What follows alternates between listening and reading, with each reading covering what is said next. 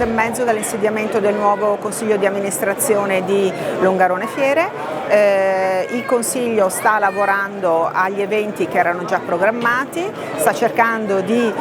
massimizzare, diciamo, quella che era l'immagine che noi vorremmo dare di questa fiera. La fiera di Agrimont che si apre oggi è una fiera straordinaria, ho potuto verificarlo personalmente facendo un giro per i vari stand,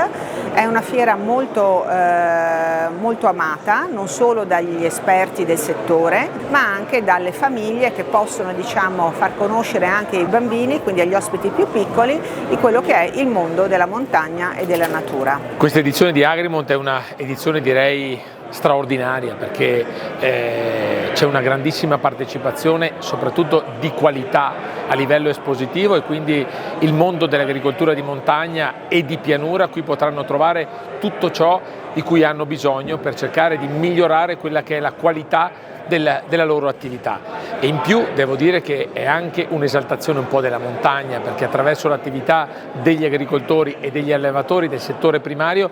sono persone che tutelano e valorizzano la montagna, e noi abbiamo bisogno sicuramente di queste figure che vanno sostenute a tutti i livelli istituzionali. Agrimont 2025 è una grande opportunità innanzitutto per il settore montano, perché oggi qui si discute di agricoltura di montagna, si mettono in mostra anche quelle che sono le nuove tecnologie per poter coltivare in montagna, una montagna che ha grandi possibilità perché grazie o a causa del cambiamento climatico consente di poter fare un'agricoltura diversa anche ad altitudini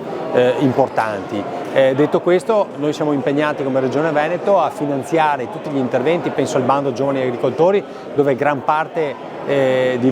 coloro i quali hanno fatto domanda provengono dalla montagna e sono stati tutti finanziati. Ricordo sempre che sul 8% di aziende agricole presenti in montagna assorbono il 40% di tutte le risorse che cubano 1,5 miliardi del PSR e del CSR, e questo sta a significare che l'attenzione della Regione verso il settore montano è molto importante. Questa è una fiera ormai che è diventata un punto di riferimento, 44 edizioni dove si racconta ciò che in montagna si può fare. Tra l'altro dati positivi come quello del grandissimo numero di iscritti all'Istituto della Lucia rappresentano una ritornata centralità dell'agricoltura. Ora dobbiamo essere bravi a riuscire a preservare un territorio straordinario anche grazie agli agricoltori che sono i veri e propri custodi della biodiversità e dell'ambiente. L'agricoltura in montagna non è solo agricoltura appunto e allevamento, è anche manutenzione del territorio,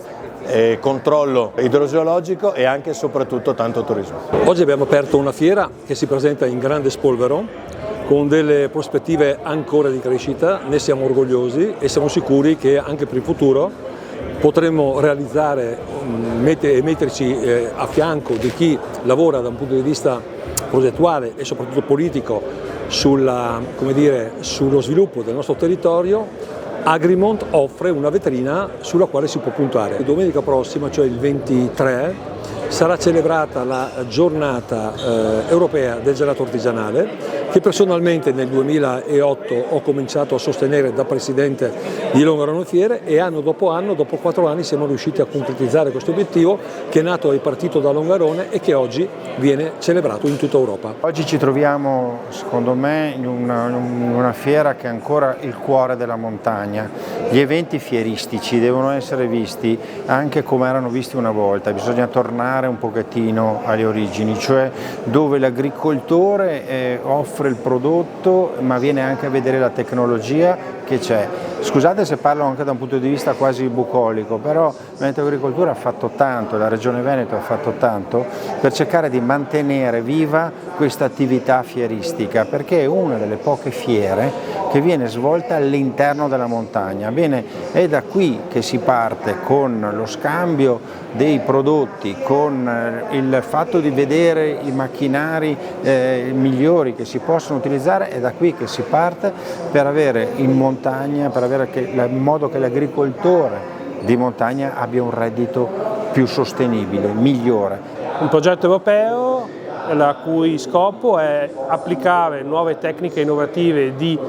forestazione su base naturalistica, dove la parola biodiversità fa un po' il collante di tutta una serie di azioni verticali che porteranno a